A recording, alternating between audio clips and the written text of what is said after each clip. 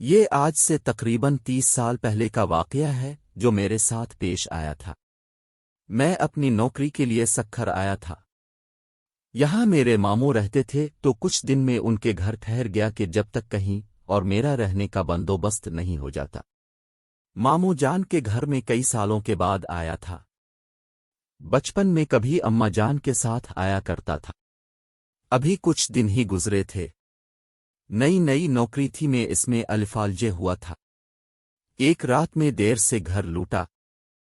کھانا کھا کر میں اپنے کمرے کی جانب بڑھا تو مجھے ایسا محسوس ہوا کوئی اوپر کی جانب گیا ہو۔ میرا کمرہ زینے کے سامنے تھا اور اوپر ایک کمرہ تھا جو بند پڑا تھا۔ ماموں نے مجھے پہلے دن ہی وہاں جانے سے منع کیا تھا، کیوں یہ نہیں بتایا تھا؟ میں نے بھی زیادہ نہ پوچھا، مگر اس وقت کون گیا ہوگا وہاں یہ سوچ کر میں اوپر چلا گیا۔ کمرے کے باہر پہنچا تھا کہ اندر سے مجھے کسی کے ہنسنے کی آواز آئی۔ دل باری طرح دھڑکا فطری تجسس کے باعث۔ میں نے دروازہ کھولا۔ اندر کوئی بھی نہیں تھا۔ میں نے نظر گھما کر چاروں جانب دیکھا۔ کمرہ عرصہ بند رہنے کی وجہ سے گرد آلودہ ہو رہا تھا۔ آوازوں کو اپنا وہم جان کر میں پلٹنے ہی لگا تھا کہ میری ممانی نے مجھے پیچھے سے پکارا۔ میں نے چونک کر دیکھا۔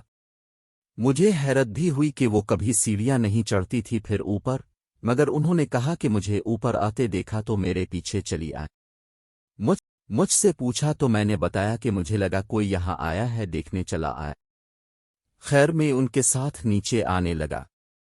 ابھی 2-3 سیڑھیاں ہی آتاری ہوں گے کہ مجھے محسوس ہوا کہ کوئی میرے پیچھے پھر ہنسا ہو، مگر وہاں تو ممانی تھی۔ میں نے ڈرتے ڈرتے اپنی گردن گھمائی اور میرے ہوش الفاڑ گئے۔ میرے پیچھے ممانی کے بجائے ایک جھلسے ہوئے چہرے والی لڑکی کھڑی تھی جس کی آنکھیں سرخ تھیں۔ خوف سے میں سیڑھیوں سے نیچے گر پڑا۔ وہ آہستہ آہستہ میرے پاس آ رہی تھی۔ میری آواز حلق میں ہی رہ گئی تھی۔ بامشکل میں چیخا تو میری آواز پر ممانی اور ماموں اپنے کمرے سے بھاگے آئے۔ میری حالت بہت غیر ہو چکی تھی۔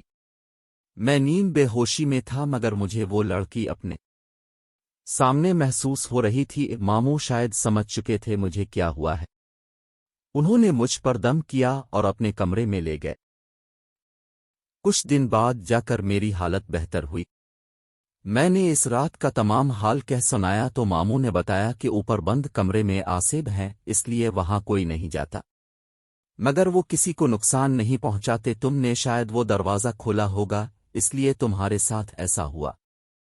اس کے بعد میں جتنا وقت بھی ان کے گھر رہا کبھی زینے کے پاس بھی کھڑا نہیں ہوا۔